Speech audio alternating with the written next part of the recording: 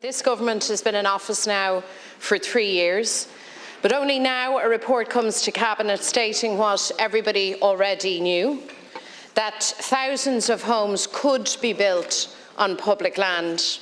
For years we have said that building public homes on public land is the answer to the housing crisis, but every time Fine Gael and Fianna Fáil turned a deaf ear. You didn't want to know. The shocking thing about the report arriving to Cabinet today is that it doesn't present solutions for the current generation desperately seeking to put an affordable roof over their heads. It's about building houses in the future. You'd imagine that we didn't have a housing crisis now, today. There's no plan, no pace, no real attempt to get the job done. The truth is, given the incompetence and inertia of this government, it is our children, maybe our grandchildren, who will be lucky to see these houses built, if in fact they materialise at all. Taoiseach, this report lands on your desk 3 days before you lift a vital protection for renters, 3 days before you escalate a housing crisis that is already out of control, 3 days until you and your government choose to increase homelessness. And the clock is ticking for those whose eviction notices kick in from April 1st. For all renters, though, your decision intensifies the fears of receiving that dreaded call from the landlord. Yesterday, I met people in my own neighbourhood whose eviction notices come into force on Saturday. The fear of eviction goes to bed with them every night, and they wake up with that same dread every single morning.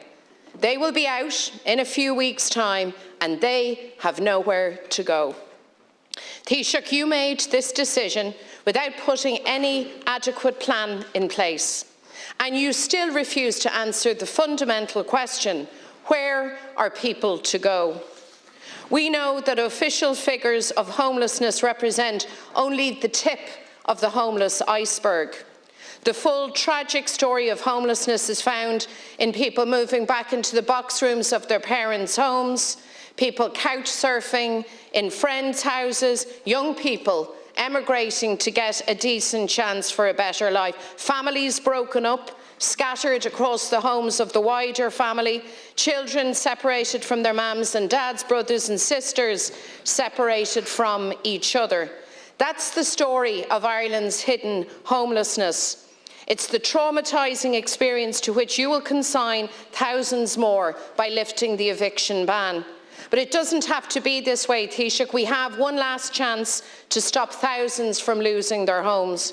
The Sinn Féin bill before the Dáil tonight will extend the eviction ban. It will buy time for your government to use emergency powers to ramp up the delivery of social and affordable homes and, crucially, to expand emergency accommodation. I'm asking every TD to back this bill. Don't vote to evict your own constituents into homelessness. But Taoiseach, it shouldn't come to a vote.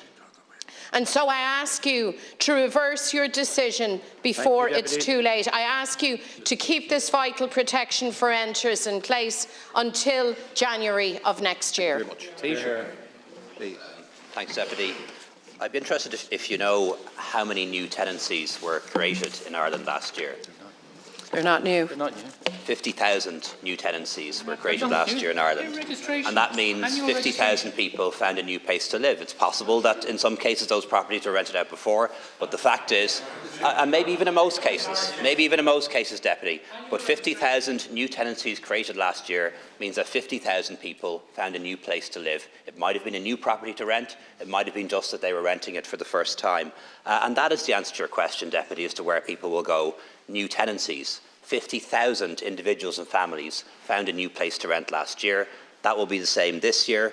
In some cases it'll be social housing tenancies, in other cases it'll be a private housing tenancy, and in other cases it'll be a HAP tenancy. Emergency accommodation is not the solution, but we will increase the amount of emergency accommodation for a group that may need it, that can't find a place to go.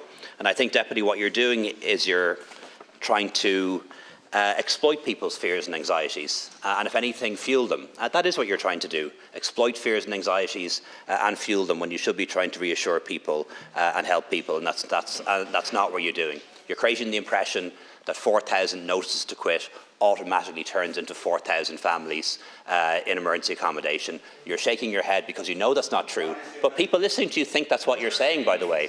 That's what people listening to you think you're saying. And we all know that 4,000 notices to quit does not turn into automatically 4,000 families in emergency accommodation. And that will be evident over the next few months.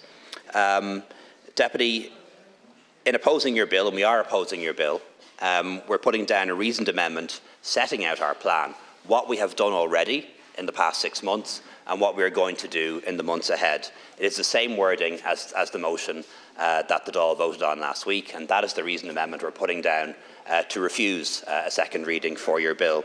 And Deputy, I've read your bill. I have it here. I've read it from cover to cover. It's a short bill. And we're opposing it for 3 reasons.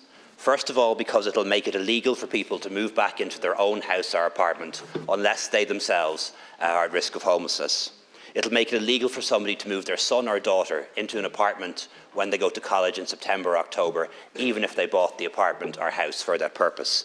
It will also make it illegal for someone to sell a house that they own, even if they're in financial distress themselves and have to do so for their own particular reasons. It might be a response to the crisis, but it's not a solution to it. And let me give you some practical examples of the kind of people who may be affected by your bill.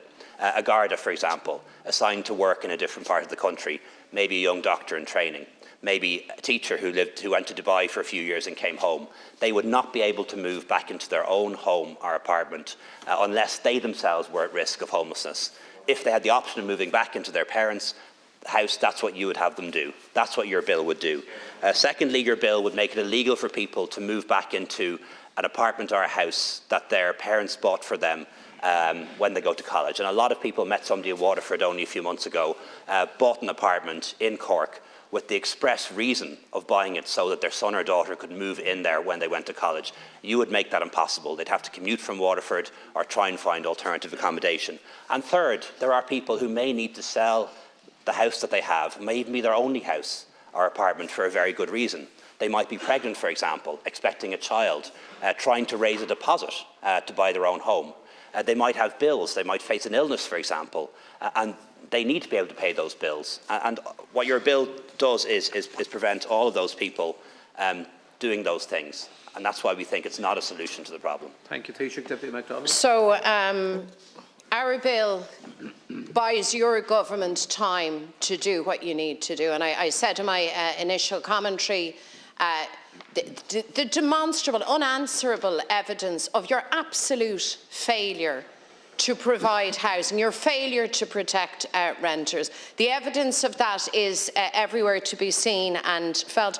And at no time did I say that 4,000 people would find themselves in emergency accommodation, much less 4,000 households, for the simple reason is there isn't emergency accommodation to facilitate that.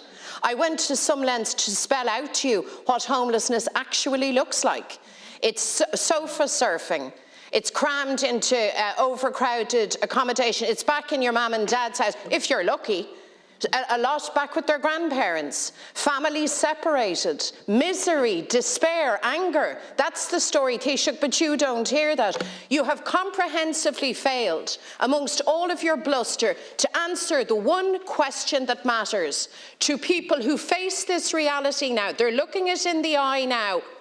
In a matter of days, where do they go? And I have to say, Count Corley, the trite manner in which you have said that tenancies are abundant, that is not the case. And that, frankly, is an insult to people who you will cast into homelessness, whether they're caught on the official figures or not. That's the reality. Thank you.